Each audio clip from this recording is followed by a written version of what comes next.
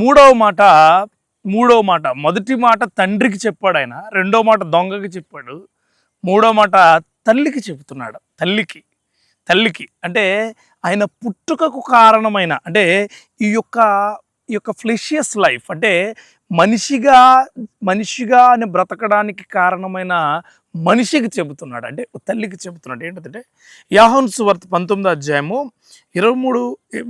19వ అధ్యాయము యోహాను సువార్త 19వ అధ్యాయము 26-27లో 26 అంటాడు, యేసు తన తల్లియు తను ప్రేమించిన శిష్యుడు దగ్గర నిలుచుచుండ చూచి, అమ్మా ఇదిగో నీ కుమారుడు అని అతని తల్లితో చెప్పాను. తర్వాత శిష్యుని చూసి, ఇదిగో నీ తల్లి అని చెప్పాను. అప్పుడు ఆ శిష్యుడు ఆ తల్లిని తన ఇంట చేర్చుకుంటాడు. 2 మాటలు ఇక్కడ.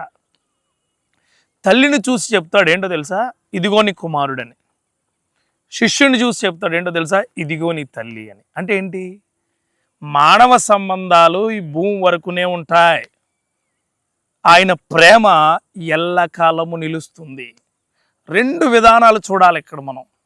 The everlasting love of God. దేవుడు చెబుతున్నాడు, అంటే నిన్ను విడవను ఎడబాయను అంటాడు. తెలుసైనా నిన్ను విడవను ఎడబాయనని చెప్పిన దేవుడు నీకు మరలా ఈరోజు కూడా చెబుతున్నాడు. ఏంటో తెలుసా, నీ కొరకు నేను ఏర్పరిచిన జనాంగం నీతోనే ఉంటుంది. ఇదిగో ఈ జనాంగము, ఆ జనాంగంతో చెప్తున్నాడు, ఇదిగో నీకు ఏర్పరచబడిన మనిషి. తల్లికి చెప్తున్నాడు ప్రేమతో, కరుణగా ప్రేమతో చెప్తున్నాడు. ఇక్కడ 3 విషయాలు చూడాలి. 3 విషయాలు నేను మళ్ళీ చెప్తున్నాను మీకు. 3 విషయాలు ఎందుకు చూడాలి అని చెప్తున్నానంటే, ఈ ప్రేమ విషయంలో తల్లి పడే వేదన యేసుకు తెలుసు.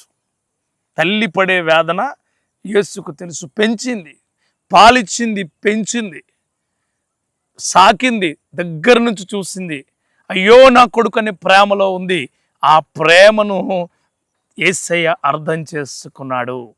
ఈరోజు నీ జీవితంలో నువ్వు పడే ప్రతి విధమైన కుటుంబ పరిస్థితులకు పడే ప్రతి ప్రేమను కోల్పోయిన ప్రతి బాధ ఆయన వింటాడు, ఆయన విన్నాడు, ఆయన నీకు అన్నీ అమర్చబోతూ ఉన్నాడు. గుర్తుపెట్టుకో, ఆయన కరుణా సంపన్నుడు, కరుణ ఇచ్చే దేవుడు ఆయన.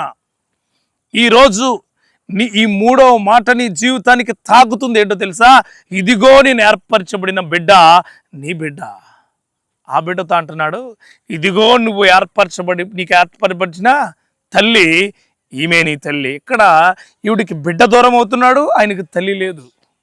వీళ్ళిద్దరికీ కూడా సెంటర్గా ఉన్నాడు యేసయ్య. కానీ నేను వెళ్ళిపోతే నీకు ప్రేమించేవారు ఒకరున్నారు, నిన్ను ప్రేమించేవారు ఒకరున్నారని చెప్పి అక్కడ చెబుతూ ఉన్నారు.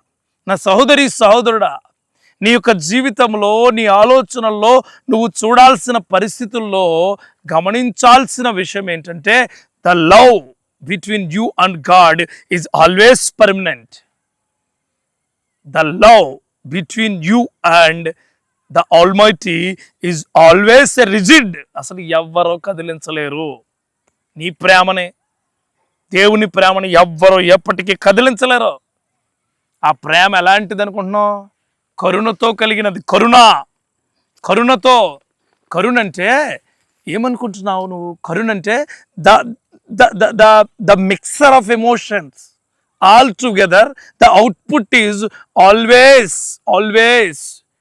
లవ్. ఆ లవ్ నీకు ఆయన ఇస్తున్నాడు. ఇది ఎక్కడంటే ప్రతి మాటకి కొన్ని వాగ్దానాలు నెరవేర్చాడండి ఆయన. నిర్గమకాండంలో 20వ అధ్యాయంలో, నిర్గమకాండం 20వ అధ్యాయం 12వ వచనంలో ఒక మాట, ఆయనకు వాగ్దానం నెరవేర్చిన మాట చూద్దాం.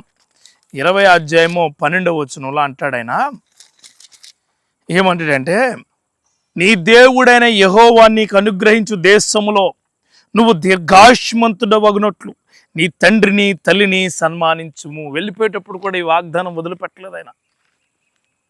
నువ్వు తీసుకున్న వాగ్దానాలు ఈరోజే వదిలేస్తున్నావు. భార్యకు వాగ్దానం ఇస్తావు, పెళ్లిలో వదిలేస్తావు. భర్తకు వాగ్దానం ఇస్తావు, వదిలేస్తావు. పరిచర్యకు వాగ్దానం ఇస్తావు, వదిలేస్తావు.